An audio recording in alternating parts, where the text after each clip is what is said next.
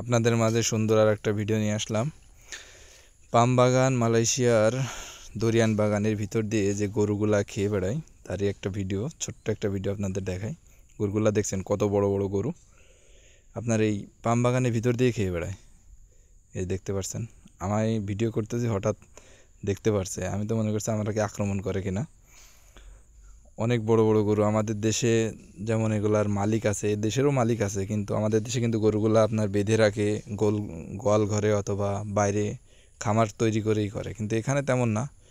এটা সম্পূর্ণ বাগানে ছাড়া থাকে, এই বাগান দিয়ে খেয়ে বেড়ায় সারাদিন রাত দিন 24 ঘন্টায় এই বাগানে ছাড়া থাকে। কিন্তু আমাদের দেশে যদি থাকতো এটা কিন্তু চরে নিয়ে যেত। এরকম ছাড়া থাকলে দিনে মানে চরে নিয়ে যেত যেই বাগান এই মালয়েশিয়া। সেদিক থেকে ইনশাল্লাহ অনেকটা সেফ। এই দেশের আপনার আইন কানুনগুলো সব থেকে ভালো, আমাদের দেশের থেকে 1000 গুণ উন্নত।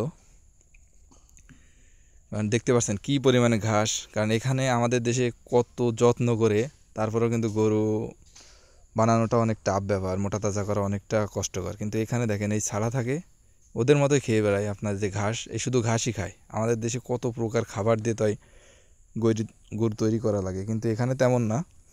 এখানে আপনার শুধু ঘাসই খায় এই গরুগুলা। এই যে দেখছেন সব সিরিয়াল বাই হেঁটে বেড়াচ্ছে, কিন্তু এখানে আবার আপনার মালিক আছে, মানে আমাদের দেশের মতো। কিন্তু মালাইরা তেমন এটা পোষে না, এটা বেশিরভাগ ইন্ডিয়ার লোকই পোষে, চীনারাও তেমন দেখি না। ইন্ডিয়ান লোক আছে, ইন্ডিয়ান যারা এখানে আইসি পাইছে তারা এগুলা পোষে। তাছাড়া এমনি মালাই বা অন্য অন্য কান্ট্রির লোকরা এটা তেমন একটাই করে না আমি দেখছি।